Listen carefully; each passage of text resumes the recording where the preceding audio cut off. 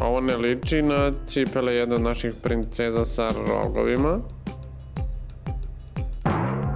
Izgleda da mi imamo rogove, a ne one. Kako su mogle? To nije pitanje za mene, prijatelju, nego za njih. A sada ih možeš pitati. Kako ste mogle? To nismo mi. Mislim, možda jesmo. Kako ste mogli da nas prevarite? Pa, to zaista nismo mi. Zašto tako misliš? Našli smo nepobitne dokaze. Razumeš li? Dokaze.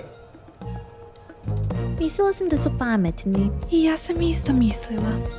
Ni nemate šta da kažete, a? Samo da smo vas voleli i to ne zbog vaše pameti. Kako to misliš?